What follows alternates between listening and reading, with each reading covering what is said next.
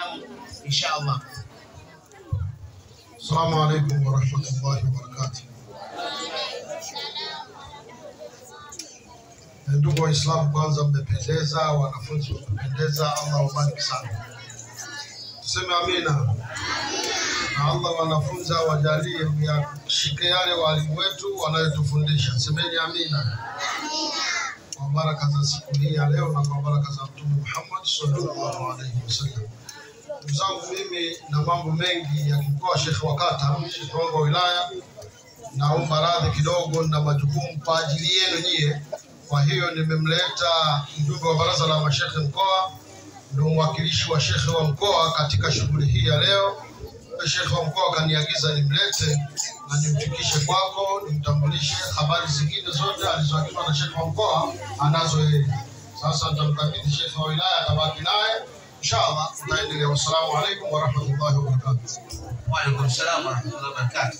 Kiitifaki ni kwamba kwa sababu shekhe wa mkoa yuko hapa, shekhe wa mkoa yuko hapa, wakati wa kuzungumza kwake angeinuliwa na shekhe wa wilaya, lakini shekhe wa wilaya kwa sasa ana dharura, anataka kusalimu umma ulioko hapa, walimu wa madrasa pamoja na wanafunzi, alafu aseme kidogo, kwa sababu yeye ni katika viongozi walio juu, lakini pia ndio alituwekea jiwe la msingi. Tafadhali maskura, shekhe wa wilaya usalimu na uzungumze kadri Mwenyezi Mungu alivyokujalia, alafu baadaye uweze kumalizia majukumu mengine ambayo ulikuwa umekusudia siku ya leo.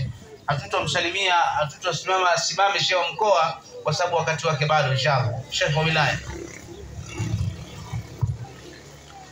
Assalamu alaykum wa rahmatullahi wa barakatuh.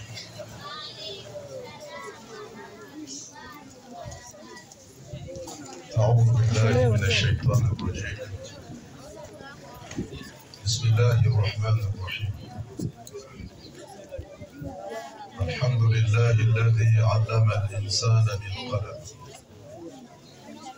علم الإنسان ما لم يعلم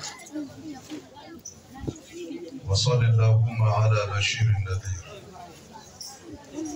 وسراج المنير والمعلم النحرير والأستاذ الكبير سيدنا محمد صلى الله عليه وعلى آله وصحبه. أما بعد، ليس غريبا أول ما أنزل على محمد صلى الله عليه وسلم اقرأ،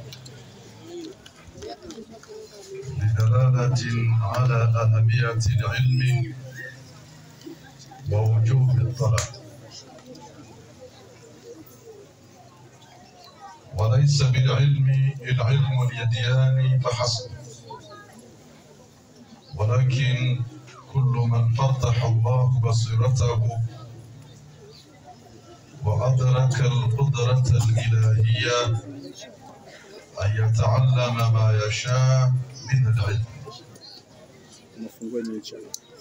Mheshimiwa mwakilishi wa shekhe wetu wa mkoa Tabora na mjumbe wa baraza la mashekhe mkoa Sheikh Isa,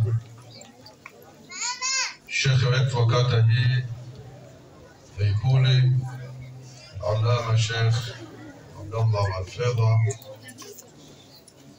mwenyekiti wetu wa kata hii ya Ifule, viongozi wote wa kata hii ya Ifule, mwenyekiti wa kamati ya itifaki na mjumbe wa kamati ya maendeleo, katibu wa kamati ya maendeleo BAKWATA wilaya Tabora, ndugu yetu Sheikh Jumanne Ligobora, shekhe wetu wa kata ya Kidato kwa hapa, mzee wetu Mzee Zuberi, mwenyekiti wa kata ya Kiloleni Ustadhi Shabani, mwenyekiti wa kata ya Kidato Ustadhi Suleiman, na mashekhe wote ambao tuliohudhuria, bila kuwasahau maustadhi wetu wa madrasa hii, wazazi, tuseme itifaki imezingatiwa. Kwanza mimi naomba nichukue fursa hii kuwataka radhi. Nitaka radhi mwakilishi wa Sheikh wa mkoa kwamba mambo leo ni mengi na dharura ni nyingi ambazo zinatukumba kwa kipindi hichi na muda huu. Kwa hiyo baada ya kuwa nimetoa salamu zangu, basi mimi nitakuwa ni mwenye kuondoka. Kwa hiyo Sheikh, usione tumekuacha. Hapana, ni dharura ambayo nilitoa kabla hata hujafika na inaeleweka. Lakini pia nimtaka radhi Sheikh wa kata na kamati yake kwa ujumla, na wao pia walisamehe. Si kawaida yangu, nyinyi mnajua, napokuwa katika shughuli basi mpaka nimalize mwisho. Lakini dharura ikija basi haina namna. Lakini pia niwatake radhi walimu, niwatake radhi wazazi, pamoja na wote ambao tuliohudhuria katika hadhara. Hilo la kwanza. La pili, nitoe pongezi, ingawa sijamaliza masomo kuyasikia, lakini nitoe pongezi kwa walimu kwa kile ambacho tulichokisikia kutoka kwa vijana wetu. Vijana wamesoma vizuri, inshallah, alhamdulillah. Kuna mambo wanayaita kitaalamu lahadul lisan. Lahadul lisan ipo tu hata kwa masheikh pia. Mambo hayapo, inawezekana ulimi ukateleza kwenye Uislamu kwa kusia namna kutamka, au kakosea ile ibara kinahau ile kisra kwa fatha ile dhamma kwa hivi. Hawa ni mambo ya kawaida sana katika ulimwengu wa kielimu. Kwa masheikh tunakosea hawa watoto. Kwa hiyo makosa madogo kwa watoto yapo, na tumeyasikia na tunajua kwamba haya ni makosa kwa watoto, lakini kwa hakika vijana wetu wamesoma vizuri. Lakini naomba nichukue fursa hii kumpongeza sana kijana wetu mmoja ambaye ameniliza machozi hapa, ambaye yeye ni mlemavu wa kusema, lakini wallahi kaonesha maajabu makubwa sana. Na hii ndugu zangu ni ibra kubwa ambayo leo Mwenyezi Mungu ametudhihirishia mbele yetu. Kijana huyu ni mlemavu wa kusema, lakini kafundishwa na kasoma Qur'ani, kaisoma Qur'ani. Mimi na wewe ambao ni mafasaha wa kusema hatuna ulemavu wa aina yoyote, ninaamini anayosoma huyu kijana mengi sisi hatuyajui.